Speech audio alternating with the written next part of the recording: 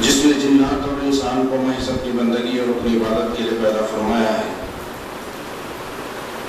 جنات اور انسان کی تخلیق کا مقصد، پیدا کرنے کا مقصد صرف اور صرف اللہ تبارک و تعالیٰ کی عبادت کرنا ہے۔ چنانچہ اللہ رب العزت کے ارشاد ہے وَمَا خَلَقْتُ الْجِنَّ وَالْإِنسَ إِلَّا لِيَعْبُدُونَ کہ ہم نے انسان اور جنات کو صرف اور صرف اپنی عبادت کے لیے پیدا فرمایا۔ حمد و ثنا کے بعد عرب انگنت اور بے شمار درود و سلام ہو اس ہستی اقدس اور مقدس پر جن کا نام نامی اسم گرامی محمد اکرم صلی اللہ علیہ وسلم ہے۔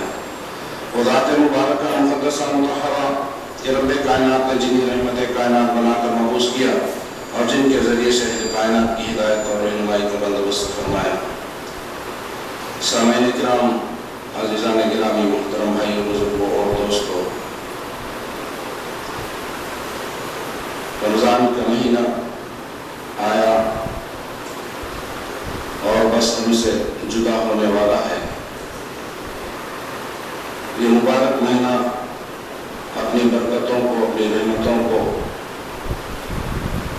رزق کی وسعتوں کو لے کر کے ہمارے اندر آیا اور بس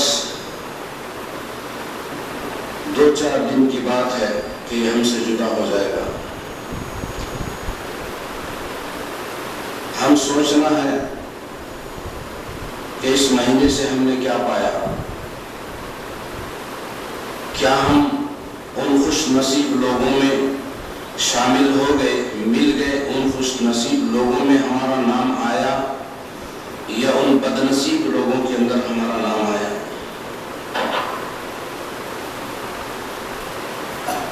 بڑی انتظار کے بعد یہ مہینہ آتا ہے، 1 سال کے بعد جب جاتا ہے تو پھر 1 سال کے بعد آتا ہے۔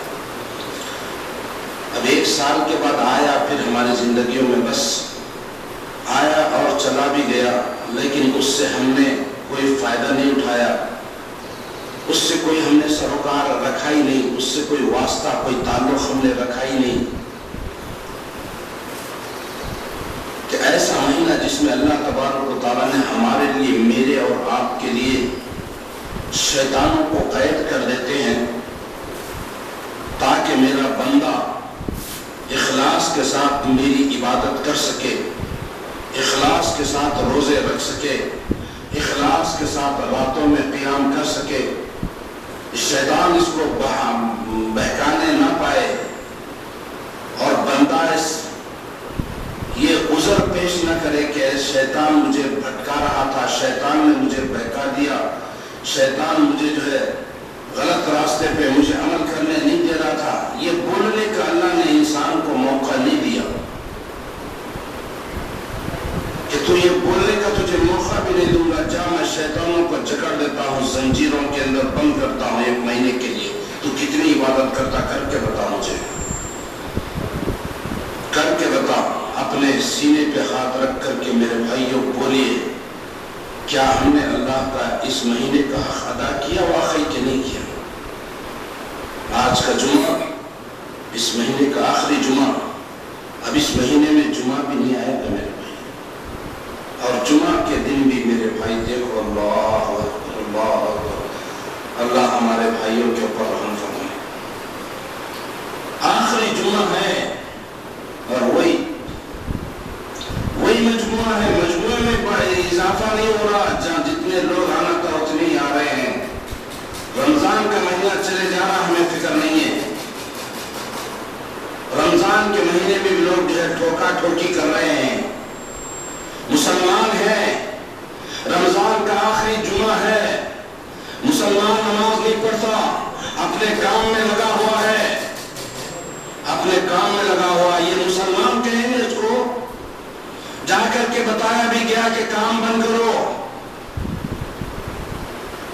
یہ مسلمانوں کا حال ہے، ہم مسلمان، ہم مومن۔ اللہ اکبر، اللہ معاف کرے بھائی مسلمان، اللہ مسلمانوں پہ رحم فرمائے۔ رمضان کے مہینے کو اس طرح ضائع کر دیا، اس طرح ضائع کر دیا جس طرح سے کوئی بیکار چیز اٹھا کر کے گھر سے پھینک دی جاتی ہے کہ اس سے ہمیں کوئی کام نہیں ہے، یہ بیکار ہو گئی ہے، اس کو نکال کر کے گھر سے باہر پھینک دو، جس طرح کچرے کو نکال کے گھر سے باہر پھینکا جاتا ہے، اس طرح سے ہم نے رمضان کے ساتھ بے حرمتی کی، رمضان کے ساتھ ہم نے ایسا بے حرمتی کی ہے، روزہ رکھا تو تراویح نہیں پڑھتا، تراویح پڑھا تو قرآن نہیں پڑھتا، سارے گناہ ہم نے رمضان کے اندر میں بھی نہیں چھوڑے۔ تو میرے بھائیوں، یہ رمضان آپ کے لیے اللہ کے پاس کیا لے کر کے جائے گا؟ میرا فلانا بندہ ہے، اللہ تیرا فلانا بندہ، رمضان کا یہ برکت والا مہینہ اس کو تو نے عطا کیا، تو نے اس کو زندگی دی، لیکن اس مہینے کے اندر اس نے نہ روزہ رکھا، نہ اس نے نماز پڑھی، نہ اس نے تراویح پڑھی، نہ اس نے صدقہ خیرات کیا، نہ اس نے جو ہے نیک کام کیے، نیک اعمال کچھ بھی نہیں کیا۔ اللہ یہ مہینہ پورا اس نے ضائع کر دیا، اللہ اس کو برباد کر دے جس نے مجھے برباد کیا۔ اللہ رمضان ایسی بددعا نہیں کرے گا اللہ سے، ڈر نہیں ہے مسلمانوں، ہوش کے ناخن لو، ہوش کے ناخن لو۔ علم آنے کے بعد بھی اگر آدمی عمل نہیں کرتا اس کو دوہرا عذاب دیا جائے گا، یاد رکھنا۔ علم نہیں ہے، کوئی بتانے والا بتایا نہیں، یہ معاملہ الگ ہے، لیکن اس کو بھی نہیں چھوڑا جائے گا، اس کو بھی عذاب دیا جائے گا۔ لیکن علم رکھ کر کے آدمی پھر بھی جو ہے عمل نہیں کر رہا ہے تو پھر اللہ تبارک و تعالیٰ اس کو سختی کے ساتھ عذاب دے۔ کیا ہمارے سامنے علم نہیں آیا؟ کیا ہمارے سامنے اس بات کا علم نہیں آیا، معلومات نہیں ہوئی کہ رمضان کے مہینے کے اندر کیا کرنا ہے؟ کیا ہم نے وہ تمام اعمال ہم نے بچا لائے، ہم کرے نہیں کرے؟ کبھی ہم نے سوچا، کبھی ہم نے اپنی اولاد کو سمجھایا، اپنے آپ کو کبھی سمجھایا؟ نہیں سمجھایا۔ یہ کچھ نہیں، یہ دوسرے دنوں کی طرح یہ بھی ایک مہینہ ہے، اس میں کوئی بات نہیں ہے، جی چلو ہاں تھوڑی بات، اگر روزہ رکھنا ہے ٹائم مل گیا، اگر رکھے تو رکھ لیا، ایک روزہ 2 روزہ 4 روزے رکھ لیا، کبھی دل بولا تو آ کر کے جو ہے نماز پڑھ لیا تراویح کی، نہیں تو چھوڑ دیا۔ اب قرآن تو ماشاءاللہ کیا ہے مسلمانوں، کب تک آخر کب تک کریں گے؟ سانسیں ہماری ٹوٹنے کو ہے، سانسیں ٹوٹنے کو قریب ہے، پھر بھی ہمارے کھوپڑی کے اندر بات نہیں بیٹھتی، ذہن حدیث کے اندر میرے بھائیوں بٹھائیے، یہ رمضان چلے جا رہا، ابھی 4 دن کا مہمان ہے، 4 دن کا مہمان ہے، 4 دن کا پھر شیطان آزاد ہو جائیں گے، پھر ہم شیطان بن جائیں گے۔ ہم تو رمضان میں بھی شیطانی نہیں چھوڑی، رمضان کے اندر بھی شیطانی نہیں چھوڑی، تو رمضان جانے کے بعد ہمارا کیا معاملہ ہوگا؟ اللہ کے پاس جانا ہے، حساب دینا ہے، یہ پوچھیں گے اللہ تیری زندگی کے اندر کتنے رمضان آئے اور تم نے اس کا حق کیا ادا کیا؟ اللہ نہیں پوچھے گا، چھوڑ دوں گا ایسے ہی؟ اس کا خوف نہیں ہے، اس کا ڈر نہیں ہے، اس کی فکر نہیں ہے، اس کی سوچ نہیں ہے؟ اللہ ہم سب کو نیک اعمال کرنے کی توفیق عطا فرمائے، رمضان کا اہتمام کرنے کی ہمیں توفیق عطا فرمائے۔ اللہ یہ تیرا شکر ہے کہ اللہ تم نے یہ رمضان بھی الحمدللہ ہماری زندگی کے اندر لایا، اور جتنا ہم سے ہو سکا ہے اللہ ہم نے اعمال کیے ہیں، بس اور بھی آئندہ رمضان جو ہے ہمیں میسر فرما، ہمیں عطا فرما، ہماری زندگی میں ہمارے عمروں میں اضافہ فرما، اس لیے اضافہ فرما، اس لیے اضافہ نہیں فرمانا کہ اللہ میں دنیا کماؤں، دنیا کمانے کے لیے مجھے زندگی نہیں چاہیے، اللہ مجھے تیری جنت حاصل کرنے کے لیے جو عمل کرنا ہے وہ عمل کرنے کا اللہ مجھے موقع دے۔ اللہ آج تک جو زندگی تھی گزر گئی، ختم ہو گئی، تیری نافرمانی میں، تیری جو ناشکری کے اندر، تیرے جو ہے دین کو برباد کرتے ہوئے، تیری نبی کے سنتوں کو دفن کرتے ہوئے میں نے زندگی گزاری ہے۔ اللہ آج سے میں توبہ کرتا ہوں، اے اللہ مجھے زندگی عطا فرما تاکہ میں بھی جو ہے سچی اور پکی توبہ کر کے جو ہے تیرے سامنے جو ہے تیرے احکامات پر عمل کرنے کی مجھے توفیق حاصل ہو۔ میں آج سے توبہ کرتا ہوں یہ گناہوں سے، آج سے میں رمضان کو برباد نہیں کروں گا، رمضان کو ضائع نہیں کروں گا، روزوں کو ضائع نہیں کروں گا، نمازوں کو ضائع نہیں کروں گا، تراویح کو ضائع نہیں کروں گا، اعمال کو ضائع نہیں کروں گا۔ یا اللہ مجھے زندگی دے، اس لیے زندگی دے کہ میں نیک اعمال کر سکوں، اس لیے نہیں دینا کہ میں دنیا کما سکوں۔ دنیا کی ذمہ داری اللہ تو نے لے رکھی ہے. دنیا جتنا ملنا ہے اللہ وہ تو دے گا، لیکن اللہ دین کا معاملہ میرے اوپر ہے. میں کروں گا تو ملے گا، نہیں کروں گا تو مجھے کچھ نہیں ملے. یہ ہے میرے بھائی. ہمارے دلوں کے اندر ہمارے دل پگھلتے کیوں نہیں آخر؟ اتنے پتھر سے بھی سخت ہو گئے، پتھر سے بھی. ارے پتھر کے اوپر بھی پانی کا خطرہ بار بار گرتا رہا. اس پتھر میں بتاتے سوراخ پڑ جائے گا، اس میں گڑھا پڑ جاتا ہے پتھر میں. اگر پانی کا خطرہ بار بار بار بار مسلسل پتھر پہ گرا تو پتھر میں جو ہے گڑھا پڑ جاتا. لیکن ہمارے دل اتنے بھی سخت ہیں کہ بار بار سنایا جا رہا ہے لیکن میں ہرگز نہیں سنتا. پگھلتا ہی نہیں ہمارا دل. دل جو گوشت کا لوتھڑا ہے، یہ گوشت کا لوتھڑا نرم نرم، اس کے اوپر پانی کے خطرے، ہدایت کے خطرے ہمارے اوپر گر رہے ہیں. اللہ اکبر. ہمارا دل تو اتنا سخت ہو گیا پتھر سے گرا تھا. سوچئے ہماری زندگی کیا ہے، کس طرف سے ہم مسلمان ہیں، کس طرف سے ہم مسلمان ہیں، کس اینگل سے سوچتے ہیں آپ کہ میں مسلمان ہوں. مسلمان مومن نماز نہیں چھوڑتا، مسلمان مومن روزہ نہیں چھوڑتا. ہم روزہ بھی چھوڑ رہے ہیں، نماز بھی چھوڑ رہے ہیں. قرآن کو پڑھنا مسلمان کا ضروری ہے. مومن اور مسلمان قرآن پڑھتا، سیکھتا، اس کی تلاوت کرتا، اس مہینے کے اندر کثرت سے تلاوت کرتا. ہم نے اب تک قرآن پڑھنا سیکھا بھی نہیں، پھر ہم مسلمان کیسے ہوں گے؟ ارے نام رکھنے سے میرے بھائیوں، عمر رضی اللہ تعالیٰ عنہ کا نام اسلام لانے سے پہلے بھی عمر ہی تھا. ابو بکر رضی اللہ تعالیٰ عنہ کا نام اسلام لانے سے پہلے ابو بکر ہی تھا. حضرت عثمان کا نام اسلام لانے سے پہلے شرک کے زمانے میں، جہالت کے زمانے میں ان کا نام بھی عثمان تھا. علی کا نام علی تھا. نام نہیں بدلا میرے بھائیوں. تم نام سے مسلمان نہیں کر رہا ہوگے، نام سے مسلمان نہیں کر رہا ہوگے. ابو طالب نام کیسا دکھ رہا ہے؟ کفر کا نام دکھ رہا ہے. ابو طالب کا نام کیسا دکھ رہا ہے؟ مسلمان کا نام دکھ رہا ہے کہ کافر کا نام دکھ رہا؟ ابو طالب ہے، کفر میں مر گیا، اسلام نہیں لایا. تو نام سے نہیں میرے بھائیوں سمجھ لے کہ میں نے نام، میرے ماں باپ نے میرا نام مسلمان کا نام رکھا ہے تو مسلمانوں کے لیے جنت ہے. ایسی بات نہیں ہے. مسلمان کے لیے مسلمان کی زندگی گزارنے کا تقاضا ہے. اللہ تبارک و تعالیٰ تم سے وہ تقاضا چاہتا ہے. اللہ تبارک و تعالیٰ قرآن کے بھیج دیا، اور قرآن کیا ہمارے سے چاہتا ہے، ہم سے کیا کرانا چاہتا ہے، ہم سے کس چیز سے رکانا چاہتا ہے. یہ سارے باتیں اللہ تبارک و تعالیٰ کے قرآن میں لکھی ہوئے. قرآن سے ہم دل نہیں جوڑتے، ہم قرآن سے دور، ہر معاملے سے دور ہیں. آ جاؤ میرے بھائیو، آ جاؤ، اللہ کی طرف آ جاؤ، اللہ کی طرف آ جاؤ. اللہ کی قسم اس کے سوا کوئی چارہ کار نہیں ہے، کوئی چارہ کار نہیں. تو بہرحال اللہ ہمارے گناہوں کو معاف فرمائے. ابھی جو یہ مہینہ، ابھی عید بھی قریب آ رہی ہے، آخری جمعہ ہے. 4 یا 5 روزے آپ کو ملیں گے. 25واں روزہ غالباً آج 25واں روزہ ہے. اب 4 روزے یا 5 روزے باقی ہیں. کم از کم توبہ کریے. آج سے یہ 4-5 تو بھی رکھو، 4-5 تو بھی رکھو. اللہ تبارک و تعالیٰ سے اتنی دشمنی کیوں بھائی؟ اتنی میں بولوں دشمنی ہے یہ اللہ سے، یہ اللہ سے دشمنی ہے. باپ کی بات بیٹا نہیں سنا تو بیٹا باپ کا دشمن کہلاتا ہے. نافرمانی اگر بیٹا باپ کی کرتا ہے تو باپ کا دشمن ہے. دشمن کا معاملہ یہ نہیں کہ جو ہے آدمی گریبان پکڑ کر کے ہاتھ پہ ہاتھا پائی کر لے، مار لے. یہ دشمنی نہیں ہے. جو نافرمان ہوتا ہے وہ اس کا دشمن ہوتا ہے. یہ 4-5 دن تو بھی میرے بھائیو روزے رکھو. اللہ چاہا تو تمہارے گناہوں کو معاف کرے گا. توبہ کرو، دل سے سچی پکی توبہ کرو.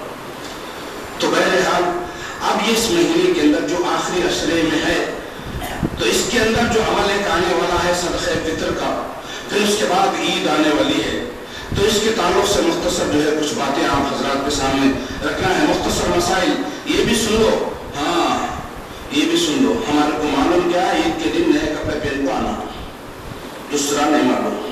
کھیر وہ کیا بولتے ہیں، شیر خورما پینا.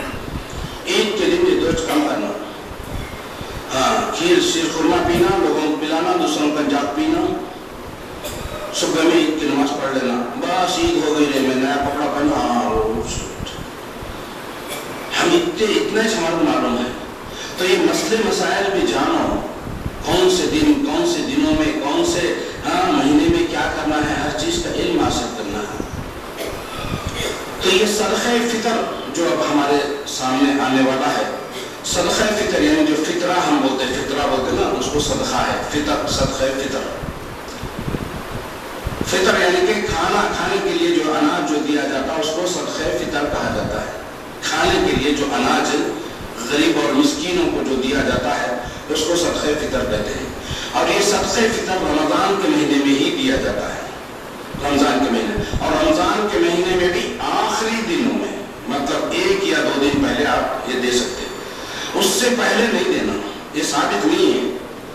رمضان شروع ہوتے ہمارے مولوی صاحب نکل جاتے کتاب پکڑ لیتے، صاحب فطرہ دے دو، مدرسے کو صدقہ دے دو، زکات دے دو۔ خیر زکات آپ پوچھ سکتے کبھی بھی، لیکن صدقہ فطر جو ہے یہ دینے کا اللہ کے رسول صلی اللہ علیہ وسلم جو ہے عید کے دن، عید کی نماز سے پہلے دیتے تھے، صبح دے دیا یا پھر رات میں دے دیتے تھے، چاند دیکھنے کے بعد، عید کا چاند دیکھنے کے بعد میں صبح عید کی نماز سے پہلے وہ دینا، یہ اللہ کے رسول صلی اللہ علیہ وسلم سے ثابت ہے۔ لیکن صحابی کا عمل ایک ہمارے کو جو ہے ملتا ہے، ثبوت ملتا ہے کہ عبداللہ بن عمر رضی اللہ تعالیٰ عنہ اس کو جو ہے عید سے 1-2 دن پہلے بھی دیتے تھے، ٹھیک ہے، 1 یا 2 دن پہلے دینا، اس سے پہلے دینا ثابت نہیں۔ اچھا، اب یہ صدقہ فطر کس کے اوپر واجب ہے، کون دینا صدقہ فطر؟ یہ اس میں جو ہے بہت سے لوگ خالی منگنا دینا نہیں آتا، ہمارے فقیرہ بھی مانگتے خالی دیتے نہیں۔ صدقہ فطر جو ہے اس کے اوپر ضرور واجب نہیں ہے، جس کے اوپر زکوٰۃ واجب ہے۔ زکوٰۃ کا معاملہ الگ ہے، وہ استطاعت، طاقت ہونا، اس کے پاس مال ہونا، وہ مالدار پہ زکوٰۃ واجب ہے۔ یہ صدقہ فطر مالدار ہو یا غریب ہو سب پر ہے، امیر ہو یا غریب ہو، عورت ہو یا مرد ہو، بچہ ہو یا بوڑھا ہو، سب کے اوپر صدقہ فطر واجب ہے، واجب، ضروری، کمپلسری۔ نہیں دیں گے گنہگار، نہیں دیں گے تو گنہگار۔ صدقہ فطر جو ہے یہ سب کے اوپر واجب ہے۔ اکثر کیا ہوتا ہے، ذرا مسکین ذرا غریبی ہے، اب انہیں صدقے فطرہ وصول کرنے پھرتے رہتا گھر، اس کے اوپر نہیں ہے، اس کے اوپر بھی ہے۔ 1-2.5 کلو کا، یاد رکھ لو، 2.5 کلو کا اناج، یعنی 2.5 کلو چاول یا 2.5 کلو گیہوں یا 2.5 کلو کھانے کا کوئی بھی چیز موجود، اناج وہ گھر میں موجود ہے تو اس کے اوپر صدقہ فطر واجب ہے، وہ آدمی بھی صدقہ فطر دے گا۔ یا خالی حیث والے دے رہے، حیث والے لیتے چاہا دینے کا نہیں، انہیں نہیں لیتا، یہ غلط ہے۔ یہ غریب مسکینہ جو ہے، یہ لوگ بھی جو ہے نہ نماز کے، نہ روزے کے، نہ صدقہ فطر ادا کرنے کے، نہ پولیس نہ کیا، ان کے لیے سب معاف ہے، سمجھ لے رہے ہو۔ میں غریب ہوں، مسکین ہوں، میرے کو نماز کہیں کو، میں فقیر ہوں، منگنے والا ہوں، میرے کو روزہ کہیں کو معاف ہے، اس کو نہیں ہے۔ تو لہذا سب کے اوپر یہ روزہ فطر، صدقہ فطر واجب ہے۔ اور بعض لوگ جو ہے ماں کے پیٹ کے اندر جو بچہ ہوتا ہے، اگر عورت حمل سے ہے تو اس کے پیٹ کے اندر جو بچہ ہے وہ بچے کا بھی صدقہ فطر نکالا جاتا ہے، لیکن یہ احادیث سے صحیح ہے، احادیث سے یہ چیز ثابت نہیں ہے۔ پیٹ میں جو بچہ ہے اس کے اوپر صدقہ فطر نہیں ہے، جو ماں کے پیٹ سے باہر آ گیا، ابھی کچھ منٹ پہلے اگر وہ پیدا ہوگا تو اس کے اوپر صدقہ فطر واجب ہوتا ہے، اس کا فطرہ دیں گے آپ۔ لیکن پیدا ہونے سے پہلے اس کا فطرہ، پیدا ہونے سے پہلے اس کا، اس دنیا کے اندر یہ کیا ہے، دنیا کا عمل ہے۔ فطرہ ادا کرنا، صدقہ ادا کرنا کیا ہے، یہ عمل ہے۔ عمل کون کرتا، عمل کون کرتا، جو دنیا میں آیا۔ یہ دنیا دار العمل بولے نا، دنیا کیا ہے، دار العمل، یعنی عمل کرنے کی جگہ دنیا۔ ماں کا پیٹ عمل کرنے کی جگہ نہیں، ماں کے پیٹ میں بچے کو نماز نہیں ہے، روزہ نہیں ہے، حج نہیں ہے، زکات نہیں ہے، صدقہ نہیں، خیرات نہیں، صدقہ فطر نہیں، کوئی بھی نیک عمل کرنے کا اس کو جو حکم نہیں دیا ماں کے پیٹ میں۔ پیدا ہونے کے بعد میں آہستہ آہستہ ایک چیز اس کے اوپر عائد ہوتی رہتی ہے۔ تو ماں کے پیٹ میں جو بچہ ہے اس کا فطرہ آپ کو دینا نہیں ہے۔ دوسری چیز، صدقہ فطر دینا کتنا، صدقہ فطر میں مختصر سا ذرا بتا کر کے جلدی یہ کروں گا. اگر کوئی مسئلے اگر چھوٹ جا رہے ہیں تو آپ خطبے کے بعد میں آپ پرسنلی پوچھ سکتے ہیں اور پوچھنا چاہیے. نہیں پوچھیں گے تو آپ وہی رہیں گے, ایسے ہی رہیں گے, لا علم رہیں گے آپ. تو علم حاصل کرنے کے لیے سوال آپ کرتے رہیں. تو صدقہ فطر کی مقدار کتنی ہے؟ مقدار ہے 1.25 سا کا لفظ آیا حدیث کے اندر. 1 سا بولے تو اب کسی کے 2 ہاتھ ہیں بڑے, مطلب بڑا نہیں ہاتھ, چھوٹا نہیں, میڈیم ہاتھ والے جو ہیں, اس ہاتھ سے 4 لپ تو اس طرح سے آپ لیں گے, یہ 1 لپ, اس طرح سے 4 لپ دینا. اب یہ 4 لپ جو ہے 3.25 سیر کے برابر ہوتا ہے. سیر کا حساب, پہلے سیر کا معاملہ چلتا تھا, اب تو کلو آ گیا. سیر کو تو 3.25 سیر, 3.25 سیر یعنی کہ تقریباً 2.5 کلو گرام کا اس کا وزن ہوتا ہے. 2.5 کلو گرام, یا بعض علماء بتاتے ہیں 2 کلو 600 گرام, 2 کلو 600 گرام. اب 100 گرام بھی دے دوں گا بھائی, کیا ہے ذرا سا زیادہ, 100 گرام میں کہیں کو ڈنڈی مارتے آپ دے دو. تو ہوتا یہ ہے کہ بھائی یہ سال ہم اتنا صدقہ فطر جو ہے ہم نے طے کر دیا. کون تم طے کرنے والے ہیں؟ طے کر, پیسے دینے کا نہیں ہے. ایک چیز یہ مسئلہ بھی یاد رکھیے, اللہ کے رسول صلی اللہ علیہ وسلم اور صحابہ کبھی پیسے نہیں دیے, اناج دیے, اناج. اس کا مقصد کیا ہے دینے کا؟ تاکہ جو غریب اور مسکین ہے عید کے دن وہ بھی ہنسی خوشی سے کھا پی سکے. عید کے دن, اس لیے 1 دن پہلے یا 2 دن پہلے دینے کی جو بات آ رہی, اگر آپ آج ہی دے دیں گے تو کھا کے ختم کر دیتا, پھر عید کے دن پھر بھوکا فقیر. تو اس لیے ان بھی جو ہے ہمارے ساتھ اچھا عید کے دن کھائے پیے, اس لیے جو ہے آخری وقت میں اس کو دینا. اور کیا دینا؟ اناج دینا. ایسے دیے تو پتہ نہیں, شراب پینے والے ہیں نا, ہمیں اس کو بھی دے دیتے صدقہ. شراب پینے والا کیا کرتا, آپ دیے پیسے جا کو شراب پی لیتا, بیوی بچوں کا منہ مار دیتا. مارتا آپ لوگ دیکھیے, آپ لوگوں کو معلوم ہے کتنے لوگ ہیں, کتنے ایسے ہیں جو بیوی بچوں کو کھانے کا پیسہ گھر میں نہیں دیتا, کما کے جو ہے محنت کرتا, دن تمام آتے وقت پی کے اڑا کے آتا تھا. کمی پوری وہ بیوی بچوں کا حق ہے تیرے, وہ بیوی بچوں کا نان مفت کھانے کی ذمہ داری تیرے اوپر ہے. تو کیا کر رہا, پی کو ختم کر رہا ہے. گھر میں برتنا ڈانس کر رہے, کھانے کو پکانے کو نہیں ہے, کچھ بھی نہیں ہے, اس کو فکر نہیں ہے, پی لیا حبس ہو گیا, ختم. تو اس طرح سے پیسہ دینا ثابت نہیں ہے. اناج دینا چاہیے. جو اناج زیادہ استعمال میں ہے, چاول ہے, گیہوں ہے, آپ جو ہے گیہوں کا لفظ جیسا کہ میں نے بتایا حدیث کے اندر گیہوں کا لفظ آیا ہے, تو آپ گیہوں دیجیے, یا چاول بھی دے سکتے ہیں کیونکہ چاول بھی ہماری غذا ہے. چاول بھی ہماری غذا ہے. تو آج کل لوگ چاول زیادہ کھاتے ہیں, تو چاول دینا چاہتے تو چاول دیجیے, یا پھر گیہوں دینا چاہتے تو گیہوں بھی دیجیے, کیونکہ گیہوں کا لفظ آیا ہے تو آپ گیہوں دے سکتے ہیں. ٹھیک ہے, لیکن اناج دینا, پیسہ دینا ثابت نہیں ہے. اور آخری 1 دن پہلے دیجیے, یہ افضل اور بہتر ہے. یہ تو 2.5 کلو گرام یا 2 کلو 600 گرام اناج جو ہے آپ دیں گے. ہر ایک کے اوپر, گھر میں جتنے لوگ ہیں ان سب کے اوپر صدقہ فطر واجب ہے, چاہے بچہ چھوٹے سے چھوٹا پیدا بھی ہوا اس پر بھی فرض ہے. اور اس کا ذمہ دار کون ہے؟ جو گھر کا ذمہ دار ہے, اس کے اوپر یہ ذمہ داری ہے کہ اس سب کے طرف سے صدقہ فطر ادا کرے. ہاں, شوہر اپنی بیوی کا, اپنے بچوں کا, اپنا سب کا جو ہے وہ دیں گے. اگر ماں باپ بھی اس کے ذمہ دار ہیں, ماں باپ بھی اس کے ساتھ, اس کی ماں باپ کی بھی ذمہ داری اس کے اوپر ہے, تو وہ ماں باپ کا بھی صدقہ فطر ادا کرے گا. ہاں, ماں باپ کو اگر کوئی آمدن ہے یا بیوی کو کچھ الگ آمدنی ہے تو وہ اپنا صدقہ فطر خود ہی سے دے دے, ورنہ جو ہے جو ذمہ دار گھر کا ہے اس کے اوپر یہ ذمہ داری عائد ہوتی ہے کہ وہ صدقہ فطر سب کو ادا کرے. سمجھیں, صدقہ فطر اس کا مطلب کیا ہے؟ صدقہ فطر دینے کا. صدقہ فطر دینے کا مطلب کیا ہے؟ صدقہ فطر جو ہے تاکہ رمضان کے مہینے میں روزے کی حالت میں جو ہم سے غلطیاں ہو گئی, جو کوتاہیاں ہو گئی, تو اس کا کفارہ ہے. آپ صدقہ فطر کریں گے تو اللہ انشاءاللہ ثم انشاءاللہ ہمارے ان گناہوں کو, ان خطاؤں کو, ان لغزشوں کو معاف کر دیں گے. یہ کفارہ ہے صدقہ فطر, تو یہ دینا ہی لازم اور ضروری ہے. اور دوسرا مقصد اس کا یہ ہے کہ غریب اور مسکین کے گھر میں بھی جو ہے عید ہنسی خوشی سے گزر سکے, اس کے گھر میں بھی عید کے دن کھانا وغیرہ پک سکے, وہ بھی اچھی ہنسی خوشی سے وہ عید منا سکے. یہ ہمارا مقصد ہے. تو یہ جو ہے ہمیں دینا چاہیے صدقہ فطر کا کچھ مسئلہ. اس کے بعد دوسری چیز جو ہے یہ عید کے مسائل ہیں. عید کے مسائل میں ہمارا کو بہت سے مسائل ہمیں اس کا علم نہیں ہے. عید کے مسائل میں مختصر جو ہے ہم دیکھیں گے. عید الفطر جو ہے عید کا چاند دیکھیں گے, شوال کا چاند دیکھ کر کے دوسرے دن صبح میں آپ عید الفطر منائیں گے. عید الفطر جو ہے عید فطر کے دن جو ہے آپ اچھی طرح سے غسل کریں، آپ میسر ہیں تو نیا کپڑا پہن کر کے خوشبو لگا کر کے آپ عیدگاہ کو جائیں. کہاں جائیں گے؟ عیدگاہ کو جائیں گے. عید کی نماز عیدگاہ میں پڑھنا ہے، عید کی نماز عیدگاہ میں پڑھنا ہے. لوگوں نے جو ہے اس کو یہ عادت بنا لی ہے کہ مسجدوں کے اندر پڑھتے ہیں. مسجد میں نماز پڑھنا عید کی اللہ کے نبی سے ثابت نہیں ہے.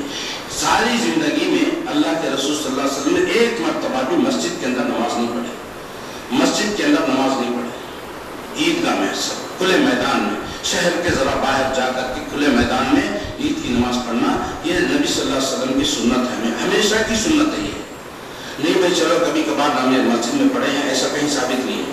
ایک حدیث آتی ہے بارش کی وجہ سے مسجد کے اندر نماز پڑھ سکتے ہیں، لیکن وہ حدیث بھی ضعیف ہے، وہ حدیث بھی محدثین نے اس کو ضعیف قرار دیا. ٹھیک ہے، لیکن پھر بھی اگر بارش ہو رہا تو ہم پڑھ سکتے ہیں مسجد کے اندر، کیونکہ کھلے میدان میں ٹھہر کر کے جو ہے ہم بارش کے نیچے نماز تو نہیں پڑھ سکتے. اس وقت انشاءاللہ ہم وہ ضعیف حدیث پہ عمل کر لیں گے، مسجد میں پڑھیں گے. لیکن بارش میں دھوپ کڑکی کی دھوپ ہے، صبح ہے، سردی رہو، بارش رہو یا نہیں رہو، دھوپ رہو گرمی رہو، سب آ کر کے مسجد میں ہی پڑھ لے رہے ہیں، یہ غلط. یہ کم از کم یہ سنت کو تو بھی زندہ کرو مسلمانوں. ارے کیا ہے وہ کچھ بھی نہیں سنتے بولے تو کیسے؟ عید کی نماز عیدگاہ میں آؤ تاکہ سارے مسلمانوں کا مجموعہ دیکھے، لوگوں کو معلوم ہو کہ اتنے مسلمان ہیں، مسلمان اتنے ہیں، یہ معلوم ہونا چاہیے تاکہ مجموعہ زیادہ ہو. اب ہم بڑھ جائیں گے، ہر مسجد میں نماز پڑھتے ہیں، مسلمانوں کی تعداد کہاں معلوم ہوتی لوگوں کو. ہاں تو ہم جمع عیدگاہ کے اندر جو ہے سارے لوگ جو ہے جمع عید کی نماز عیدگاہ میں پڑھنا ضروری ہے. آپ عیدگاہ کے لیے نکلیں گے تو اللہ کے رسول صلی اللہ علیہ وسلم کی سنت تھی کہ کوئی میٹھی چیز کھا کر کے نکلتے تھے، کھجور وغیرہ. تو ہمارے پاس کھجور ہے تو کھجور کھائیے، یا پھر شیر خورما تو الحمدللہ رات میں بنا کر رکھ دیتے صبح وہ ضروری نہیں. اعمال کی فکر نہیں ہے، شیر خورمے کی بڑی فکر ہے. تیرے لایا نہیں لایا رے، شیر خورما ہو کیا، سیویاں لایا، شکر لایا، سو لاؤ ہڑا ہڑی رہتی رات تمام.